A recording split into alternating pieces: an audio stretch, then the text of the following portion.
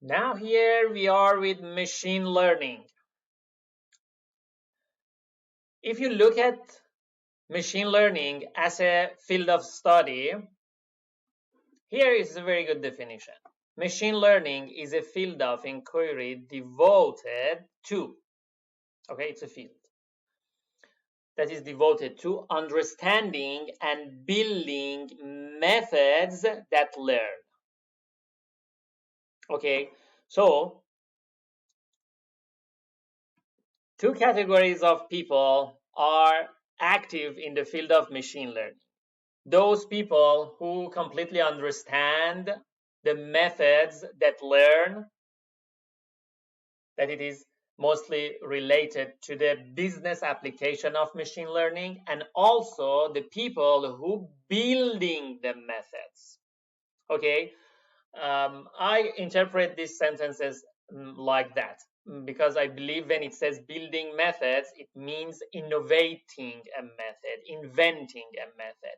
And when it says understanding, means that the people who use these methods to build their models. Okay, so please let me know if you have other types of discussions regarding what I just told you. So you can associate yourself with this definition because you will notice that with the course Informatic 450, you will understand these methods. You will learn these methods, but nobody expects you to build your own methods, although it is possible. But since you are in the business aspects of data analytics, not the computer science side, you need to understand those type of things very well to be able to create your own models. So one thing that I want you to pay attention to is the method. So when it talks about machine learning, in nature, machine learning is a method, is a technique, okay, that learn. So it seems very smart that you create a method that can learn, and that's the reason. Usually, Informatic 450 and 451 are very popular in our department. Another point that you see in this slide, it says that learning in machine learning refers to the method. See, my friends, again, machine learning is a method, and also learning as the most important part of this term refers to methods that leverage data to improve performance on some set of tasks. See how much the topics, the slides we discussed together are connected to each other. We just in the previous slides talk about improving and what's the point of artificial intelligence, to improve itself, to improve its performance. It's dynamic, not static. So here it says that it's a method that leverage data. Again, we talked about these things. When you want to train a machine, you have to use data. Again, I'm not talking about future, I'm talking about now. Maybe in future it is possible that machine itself gather data itself and learn itself like human being. That if I get time, I'm going to talk about that things as well. So leverage data to improve performance on some set of tasks. Tasks like what? Tasks like stock trading. Tasks like what? Like recommendation system. Tasks like what?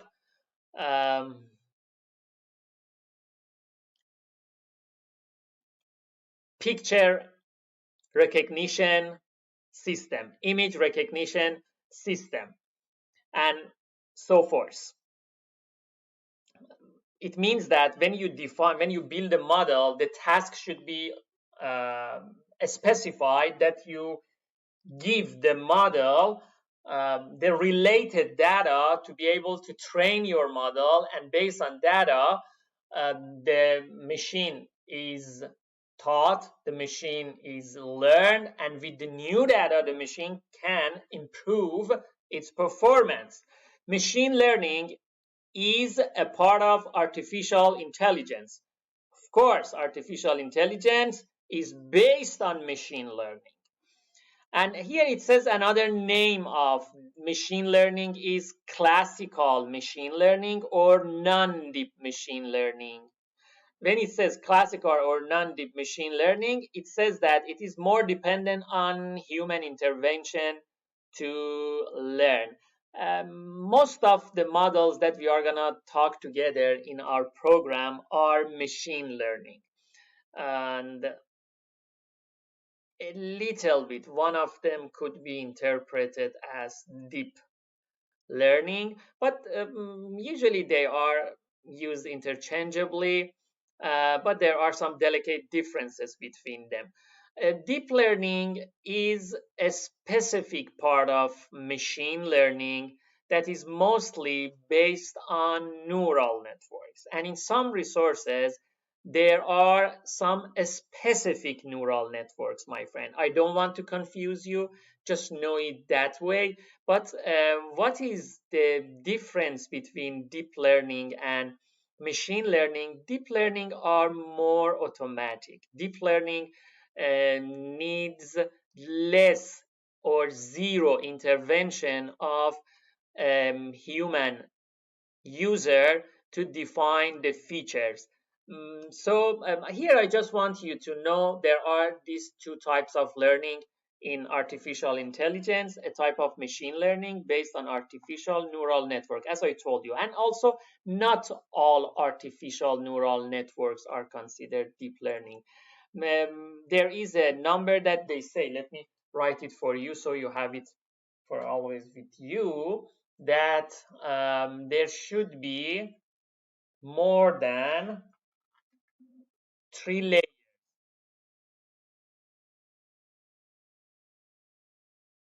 Why I cannot write here? Okay, you should have more than 3 layers. Okay, so it means 4 layer, 5 layer, but many times you do your neural network with only 3 layers. Okay, so deep learning is that, and as you can see, it's based on neural networks in which multiple layers of processing are used to extract progressively higher level feature from data. So you see, it itself gets the feature. If I want to give you quick reference to feature, um, features are the items that you decide upon. For example, price of gold, for example, temperature, to decide about something about classification or prediction. Okay, my friends, but I'm telling you, you don't need to go deep inside these things, just know that. In artificial intelligence, we have two types of learning. One of them is machine learning, that 90%, 95% is our focus, and the other one is deep learning. The difference between them, that you just need to know this much. With deep learning, human intervention is less. And here you can see it says it can ingest unstructured data. So that's the point. Because with machine learning, you need to give the machine, in the method, it asks for structured data. So here, but in deep learning, you just give unstructured data and it handled automatically the rest. Just quick, oh, here also. Let me show you. After all the things that we discussed together, we have artificial intelligence and deep learning and machine learning. And here you can see the relation between them. Artificial intelligence is a field with all those coordinates that we talked about together.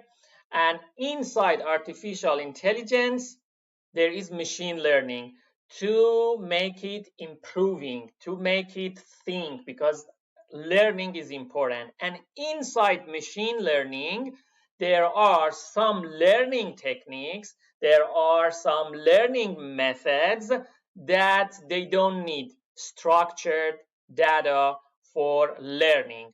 So as you can see, deep learning is part of machine learning, and machine learning is part of artificial learning. And I believe this hierarchy completely makes sense. If you think otherwise, please let me know to discuss it together, or you can post your uh, discussion in the discussion forum. Okay, and another things that we are gonna tackle quickly is about different types of intelligence.